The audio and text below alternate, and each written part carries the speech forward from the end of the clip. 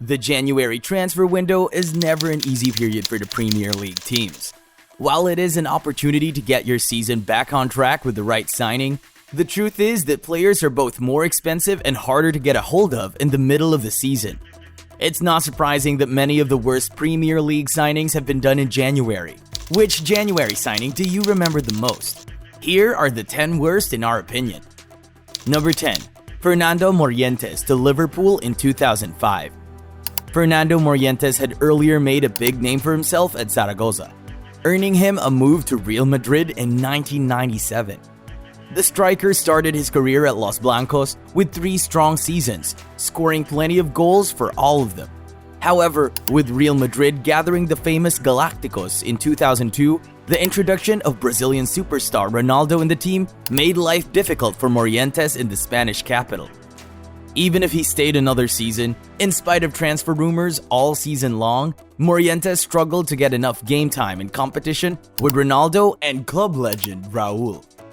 In the 2003-04 season, Morientes decided to go out on loan to Monaco, which turned out to be a great opportunity for him to get his career back on track. He actually helped his Monaco team reach the Champions League final. Yes, you heard it right. Monaco in the famous Champions League final of 2004, now most commonly known as Jose Mourinho's breakthrough. Nevertheless, Morientes had made a name for himself again, and the following seasons, he hoped to get back in the Real Madrid team. Therefore, the signing of Liverpool striker Michael Owen was not great news for the Spaniard. Morientes went on to play 13 consecutive matches as a substitute, without scoring once after the summer of 2004. So what did Rafa Benitez and Liverpool expect when they signed him for £6.3 million in January of 2005? Even if the Liverpool fans were excited about signing a Real Madrid striker, most of the other team's fans did not expect much from Morientes. And they were right. Morientes ended up with 61 matches at Merseyside, only scoring 12 times, and left for Valencia only 18 months later. Number 9. Diego Forlan to Manchester United in 2001. The Uruguayan striker is a legend of the game, but it's fair to say that his best period was not at Manchester United. After 3 successive Premier League titles, United was going through a period of transforming their aging squad. With the departure of many important players from the treble-winning team in '99, such as Job Stam, Dennis Irwin, Ronnie Johnson, and Andy Cole, Sir Alex Ferguson had to do several transfers in the summer of 2001. Ruud van Nistelrooy, Juan Sebastian Veron, Laurent Blanc, and Diego Forlan were some of the new boys in town. With his new strikers in place, it wouldn't come as a surprise if Sir Alex Ferguson wanted to copy the striker partnership that Andy Cole and Dwight York had earlier provided. However, with Van Nistelrooy and Forlan, this couldn't be further from a good partnership. Sir Alex even wrote in his autobiography about Van Nistelrooy's inability to combine with Diego Forlan. Rudd wanted to be the number 1 finisher. Forlan didn't register on his radar at all. There was zero chemistry. Nevertheless, the disconnection between the two strikers can explain Forlan's dreadful performance at United. He went on 13 league games and 5 Champions League games without scoring for the Red Devils. 0 goals in his first season. Not the best way to invest £6.9 million. Diego Forlan never reached his best level at United and moved on to Villarreal in Spain, with only 10 goals in 63 games for United. Although he flopped at Old Trafford, the United fans still remember him for the 2 goals he scored against Liverpool at Anfield, where he helped United win on that day. Not much to look back on after all. Number 8. John Alain Boumsong to Newcastle in 2005. Do you remember this Cameroonian defender who Graham Souness gave a 5.5-year contract at Newcastle and even paid £8 million to Rangers for? If not, you're not the only one. It's even worse when you realize that he was available for free just months before. Already after his first match, anyone could tell that Boumsong was way out of his comfort zone in the Premier League. After his first 10 games for the Magpies, they only managed 2 clean sheets and also lost 4 games in a row during that period. His second season was even worse, and he started making silly mistakes leading to goals. Boomsong only lasted 1.5 seasons at Newcastle and went on in the summer of 2006. And where did he go, you ask? To Juventus in Italy. Even if this was the relegated Juventus team in the Series B, this was still an odd transfer. How Boomsong's agent got him a move to Newcastle, Juventus, and Lyon is beyond belief. Number 7. Alan Hutton to Tottenham in 2008. Another player sold to the Premier League from Rangers is making this horrific list. This time it's Scottish right-back Alan Hutton, who made his January move from Glasgow to London for £9 million in 2008.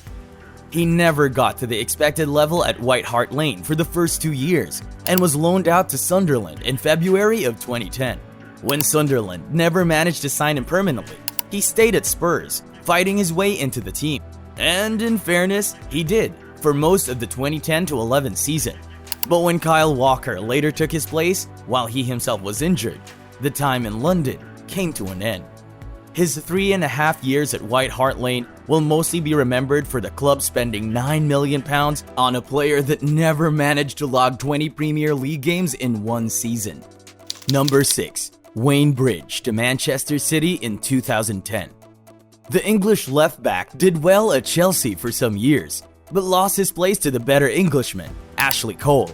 After some years as a backup, Man City made a move for Bridge, who would pay £10 million for a backup left-back and gave him £90,000 a week to spend his time at City, being loaned out to 3 clubs. Well, it sure earns him a spot on this list. Number 5. Alexis Sanchez to Manchester United in 2018. Maybe you think this transfer only made the list because of the announcement video with the piano. It could have been true, to be fair, but sadly his video performance was better than his football performance at Old Trafford. The Chilean superstar had spent his last time at Arsenal in a contract saga, which felt like it lasted ages. When January of 2018 arrived, Arsenal used the opportunity when United came offering a player in return, an underperforming Henrik Mkhitaryan. The transfer didn't work out for any of the clubs, and neither of the club's fans speaks of it, not even to tease each other. Number 4.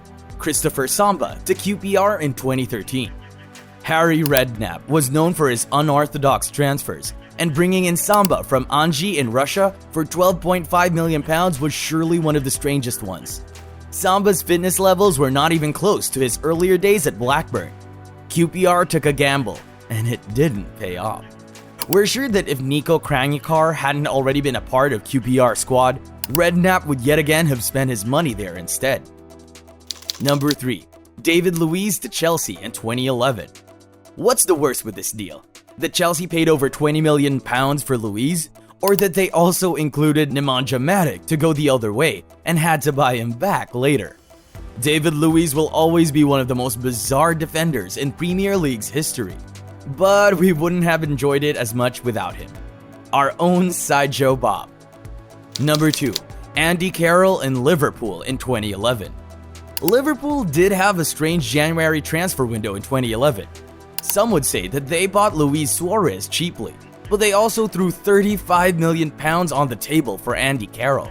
How on earth does Liverpool Football Club spend that amount of money on an average big English striker with injury problems?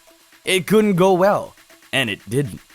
Before we unveil our number 1, make sure to subscribe to the channel for more Premier League content. Number 1. Fernando Torres to Chelsea in 2011. Another transfer involving Chelsea and Liverpool, finishing off the Merseyside club's strange January of 2011. Torres had terrorized defenders in the Premier League for years, making Rafa Benitez's Liverpool look better than they maybe were in reality. After the World Cup in 2010, where Spain and Torres won the title in South Africa, there was still a feeling that El Niño had performed badly in the tournament that summer. Roy Hogden and later Kelly Dalglish never got his form back on track as he continued to play poorly. However, there was one game in the fall of 2010 where Torres looked like his old self, home against Chelsea. The striker scored 2 fantastic goals, and in January of 2011, Chelsea did what only they can: pay £50 million for a striker with one good match since the end of last season. Of course, the transfer was not without controversy. The Liverpool fans lost one of their favorite players to one of their strongest rivals. but it just looked wrong from the beginning. Torres never seemed this sharp in blue colors. It was like he had lost both his place and clinical finishes. And looking back, 10 goals in 110 games doesn't sound like a good investment, considering the huge transfer fee. Despite a contribution in Chelsea winning their first Champions League title in 2012, Torres never lived up to the expectation from his Liverpool days. What do you think of our list? Let us know in the comments, and we'll see you in the next video.